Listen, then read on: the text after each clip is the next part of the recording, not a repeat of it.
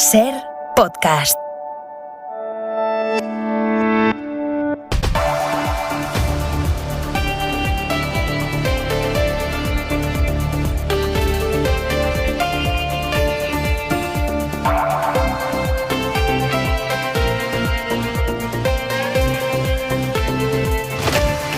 Con la incidencia en España casi rozando los 100 puntos, el presidente del gobierno, Pedro Sánchez, ha anunciado esta tarde que se les va a poner la tercera dosis de la vacuna contra el COVID a los mayores de 60 años y también a los sanitarios. Hasta ahora solo se les estaba poniendo a los mayores de 70, ahora se baja a 60.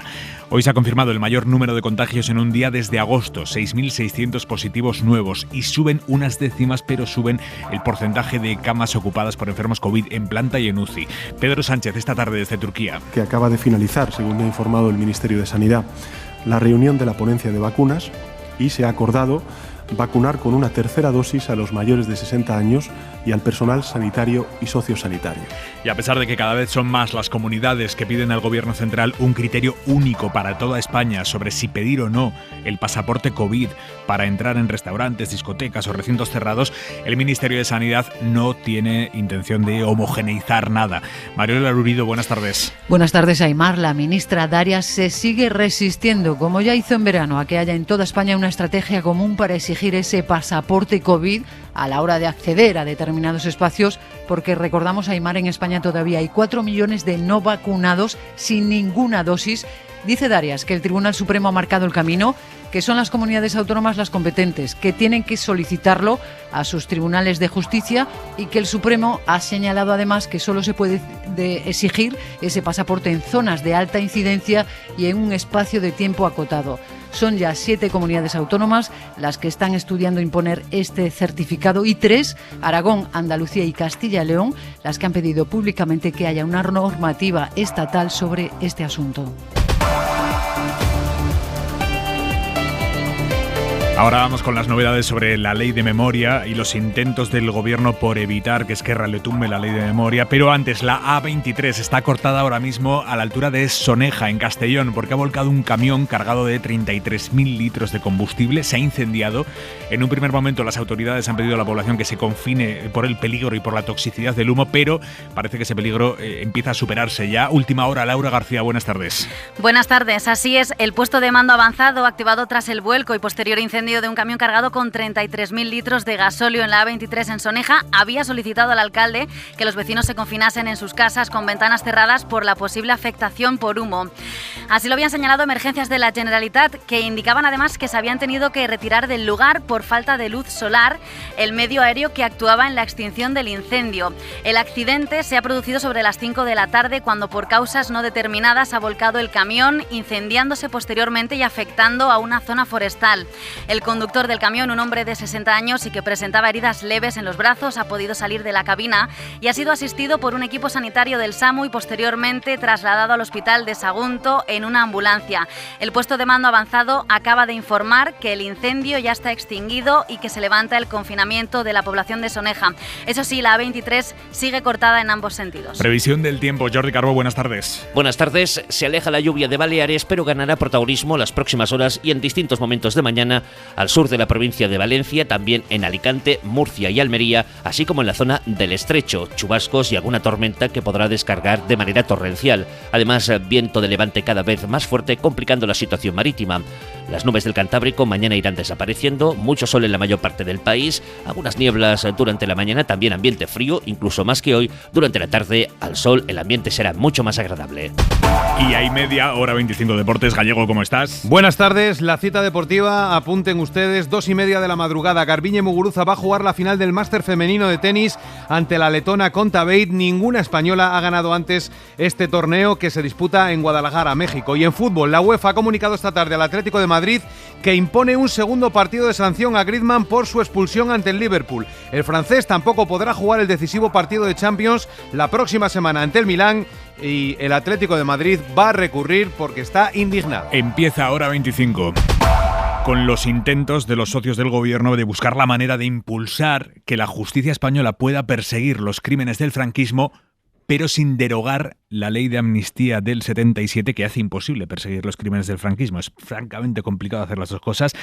Por ahora, lo que ha hecho PSOE y Unidas Podemos ha sido registrar una enmienda a su propia ley de memoria democrática, una enmienda que en la práctica lo que hace es recordar o subrayar que las leyes españolas están sometidas al derecho internacional y en particular al derecho internacional humanitario y que según esos derechos los crímenes de guerra, los crímenes de lesa humanidad, genocidio o tortura no prescriben y no se pueden amnistiar.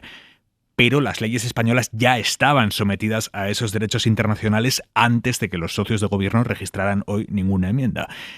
Y aquí ha sido imposible investigar o procesar a nadie relacionado con los crímenes del franquismo. Ahora, teóricamente, la enmienda de PSOE y Unidas Podemos debería ayudar a cambiar la interpretación de la ley de amnistía, no derogarla, pero sí interpretarla de otra manera, de forma que se puedan juzgar los crímenes del franquismo por lesa humanidad, pero sin derogar la ley del 77. Bueno, ¿por qué se mete el gobierno en este triple salto mortal jurídico?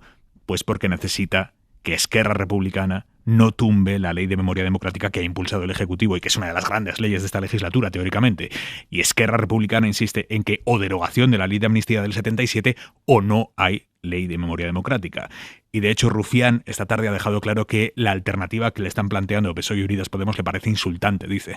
Adela Molina, buenas tardes. ¿Qué tal? Buenas tardes. Esquerra ha acusado al Gobierno de vender humo con las enmiendas a la Ley de Memoria Democrática. El portavoz Gabriel Rufián ha dicho que la Constitución ya permite investigar los crímenes de lesa humanidad, como los del franquismo, y que presentar eso como una novedad para la Ley de Amnistía es engañar a la gente. Rufián ha vuelto a reclamar cambios en la Ley del 77 y claridad al Gobierno sobre lo que quiere hacer con la ley. La única manera de que la Ley de Amnistía cumpla con la legalidad internacional en cuanto a derechos humanos se refiere es cambiar la Ley de Amnistía. Esta mañana estaban negociando con Ciudadanos y esta tarde pareciera que la ley la está haciendo la pasionaria. O una cosa o la otra, porque todo no puede ser. El portavoz del PSOE en el Congreso, Héctor Gómez, ha reiterado que la ley de amnistía no se va a derogar porque no es la panacea, ha dicho, ni el objetivo de la ley de memoria, que lo que pretende es dignificar a las víctimas del franquismo. Allí en el Congreso hoy hemos escuchado el testimonio de un policía al que ordenaron participar en el espionaje ilegal de la trama Kitchen, un testimonio que pone los pelos de punta. La trama Kitchen, saben ustedes, fue la supuesta operación ilegal que se montó bajo el gobierno de Rajoy, pagada con dinero público, para quitarle a Bárcenas cualquier prueba que pudiera tener de la corrupción del PP y para que Bárcenas no se la pudiera entregar a la justicia. Pues bien, uno de los policías que participó en aquellos seguimientos por orden de sus jefes ha relatado que a él lo sacaron de su trabajo habitual, que era vigilar a terroristas, a lobos solitarios. A eso se dedicaba este policía, Enrique Luis Báez, que pertenecía al área especial de seguimientos, cuando lo sacaron de aquello. Que eran básicamente seguir a presuntos terroristas bastante relevantes. Y bueno, ese era nuestro trabajo, seguir a lobos solitarios. Pero de repente, una mañana, en una reunión interna de la policía, sus superiores les comunicaron que su trabajo cambiaba. Era bastante curioso de pasar a seguir terroristas a seguir a estas personas. Pero a nosotros se nos dijo que estaba involucrado en delitos como que había robado mucho dinero el partido, que tenía guardado ese dinero en algún sitio y que había que localizar ese local. O sea que a los policías les dicen que había que buscar un dinero y que por eso era importante seguir a este hombre. Si había que buscar un dinero, ¿por qué no se encarga a la UDEF, que es la unidad de la policía que aborda los delitos económicos y financieros? No, se encarga a otra unidad distinta, porque las evidencias han ido demostrando que lo que se buscaba no era ningún dinero, porque el dinero de Bárcenas se sabía perfectamente que estaba en Suiza. Lo que se buscaba eran pruebas que pudieran perjudicar al PP, aplacar a Bárcenas, digamos. Eso es lo que se buscaba con aquellos seguimientos en los que participó este policía, que hoy ha contado en el Congreso cómo lo vivió. Lo único que le puedo decir es que estaba muy incómodo con este servicio, no me cuadraba. Que las se encargara de este tipo de objetivos, porque es que nosotros no estamos para esto, estamos para vigilar personas bastante relevantes y peligrosos, no la mujer de un ex tesorero que está en la cárcel. Y otro sonido impactante de hoy sobre cómo se las gastaba el PP. Francisco Correa, cabecilla de la Gürtel, ahora reconvertido en el máximo colaborador de la justicia, cuenta cómo operaba en uno de los ayuntamientos gobernados por el PP en los que se movía la trama corrupta. El empresario se ponía en contacto conmigo, me decía: yo estoy interesado en tener esta obra en el ayuntamiento de Boadilla, y una vez que se adjudicaba, este empresario me aportaba a mí un dinero en efectivo y yo lo llevaba al ayuntamiento. Y así de fácil. Esto lo ha contado hoy en la Audiencia Nacional Correa en el tercer gran juicio de la Gürtel, en el que el PP está acusado de ser partícipe de esta corrupción a título lucrativo. La acusación también al PP, pero esta es acusación puramente política. El vicepresidente de Andalucía, Juan Marín, que es de Ciudadanos, acusa a la Dirección Nacional del PP, que en Andalucía es socio de Ciudadanos, PP Ciudadanos. Juan Marín acusa a la Dirección Nacional del PP de haber filtrado su polémico audio en el que decía que no quería presupuestos para acelerar un adelanto electoral en Andalucía. En Andalucía se está gestionando muy bien y eso molesta, igual que está molestando la figura de Juan Marín. ¿A quién le está molestando, señor vicepresidente, la figura de Juan Marín? Molestando a los que quieren un adelanto electoral porque todavía no han aceptado que en esta comunidad autónoma hay un gobierno de coalición y quieren elecciones, porque a lo mejor pretenden implantar otro modelo por si hay elecciones nacionales y a ellos les interesa más pues alianza con otras formaciones políticas. Le interesa a Génova y por supuesto le interesa a Ferraz. Juan Marín ha ido hoy de menos a más a la hora de decidir o de decir su teoría sobre quién ha filtrado ese audio, un audio que emitimos ayer en la cadena SER, en la que se le escuchaba decir que aprobar presupuestos en año electoral es estúpido. Primero, en esa entrevista que acabamos de escuchar con Ángels, en Hoy por Hoy ha deslizado que era la Dirección Nacional del PP, Génova, que podría estar detrás de ese audio, también ha metido en el saco al PSOE. Después, durante la mañana, ha nombrado directamente a Fran Hervías. Fran Hervías ahora mismo es la bestia negra de Ciudadanos, porque era secretario de organización de Ciudadanos durante el mandato de Albert Rivera, pero se pasó al PP. Y ahora está allí con Teodoro García Egea intentando captar lo que puede de lo que queda de Ciudadanos.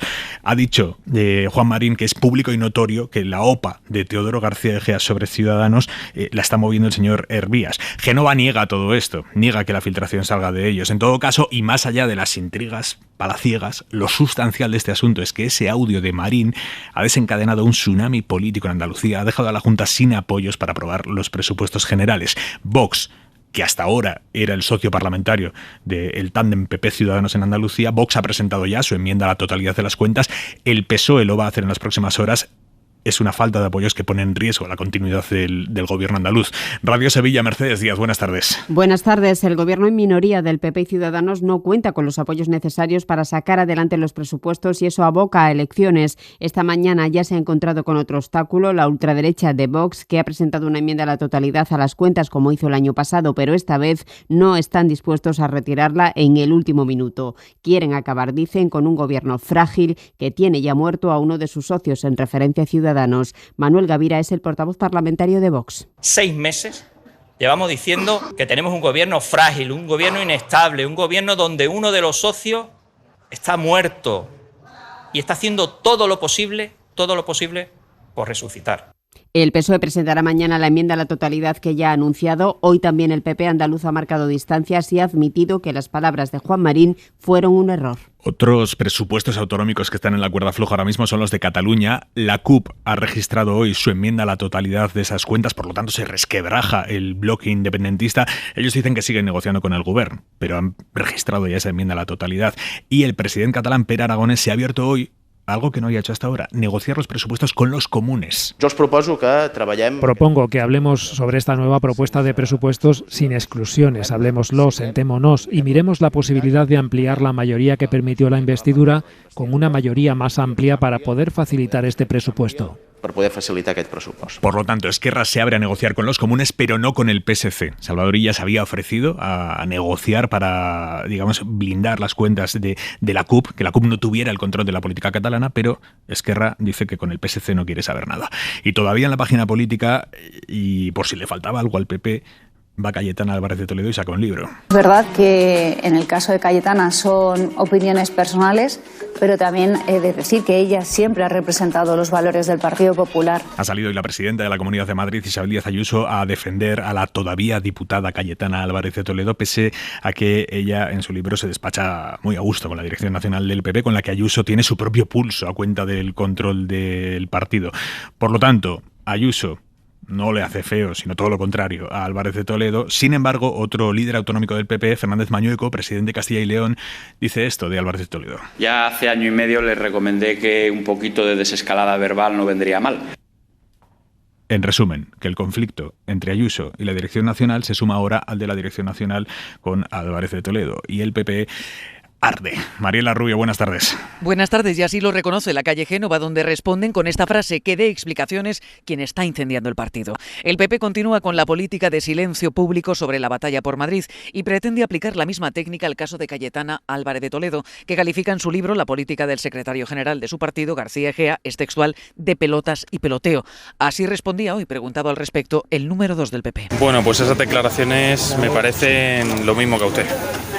No tengo mucho más que comentar. ¿Cree que tendrían que sancionarla? Como le he dicho, me parece lo mismo que usted. En cualquier caso, la crisis del PP de Madrid y la provocada por el libro de Álvarez de Toledo se han unido hoy en un mismo fuego. Génova ya considera que tanto Ayuso como la exportavoz parlamentaria están alineadas en una misma guerra, cuestionando sin tapujos el liderazgo de Pablo Casado. Los varones presionan para una solución rápida del conflicto en Madrid, sobre todo los que enfrentan o podrían enfrentar un ciclo electoral en 2022. Pero Génova es tajante. El Congreso de Madrid será cuando decida la dirección. Las normas, dicen, se respetan.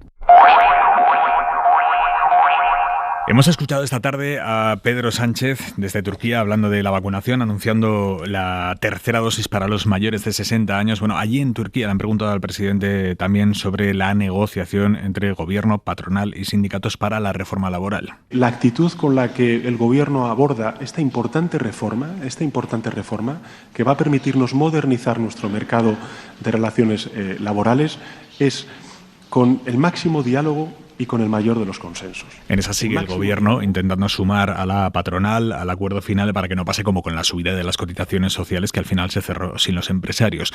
El Ministerio de Trabajo ha puesto hoy una nueva propuesta sobre la mesa para superar el principal escollo ahora mismo de la negociación, que es cómo reducir la temporalidad.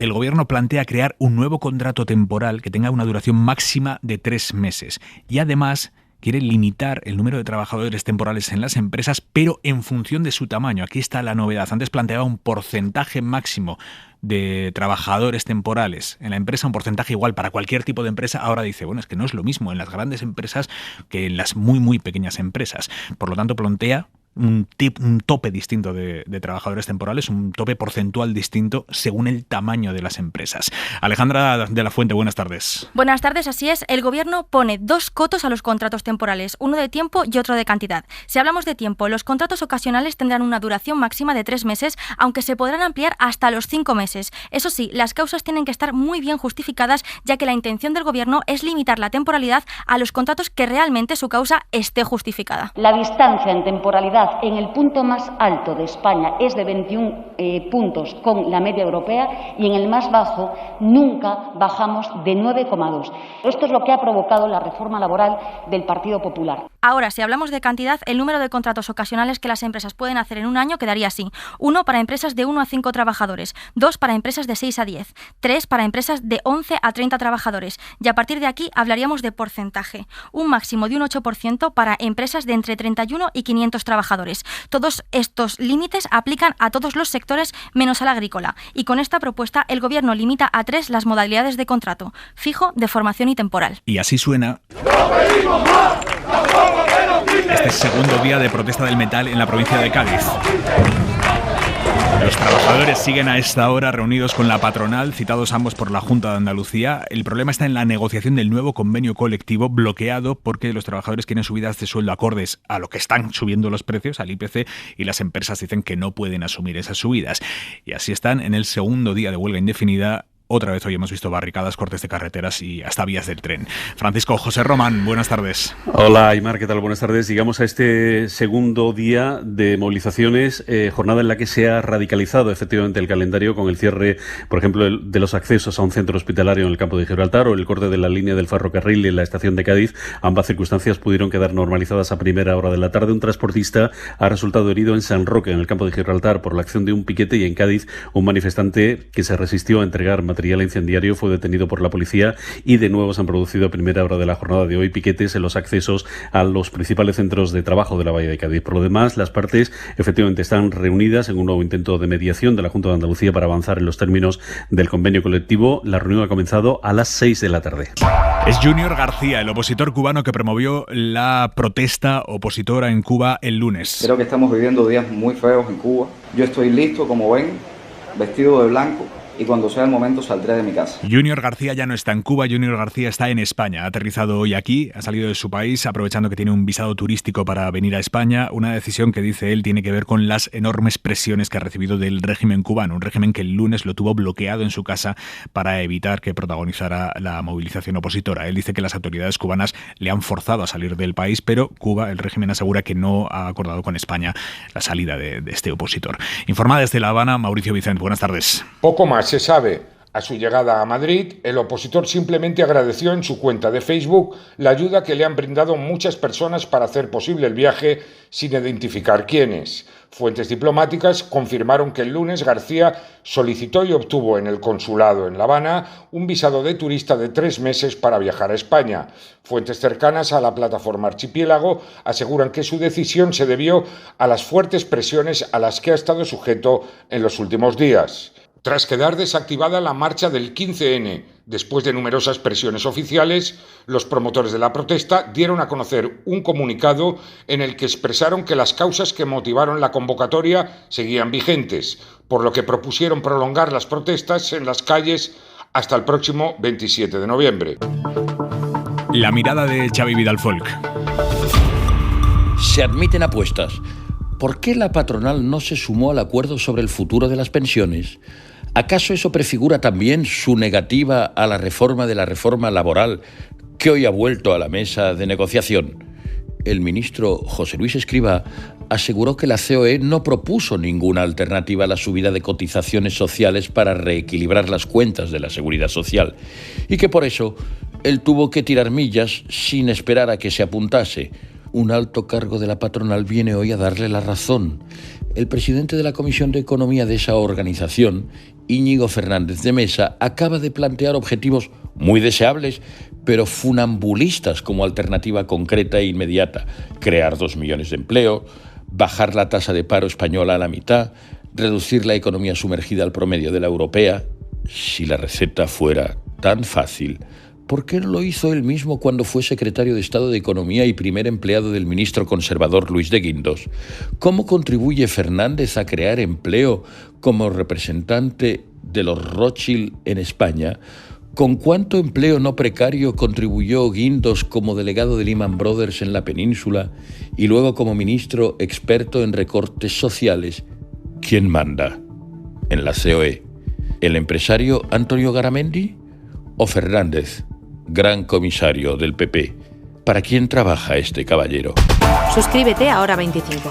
Todos los episodios y contenidos adicionales en la app de Cadena SER y en nuestros canales de Apple Podcast, Spotify, iVoox, Google Podcast y YouTube. Escúchanos en directo en la SER de lunes a viernes a las 8 de la tarde.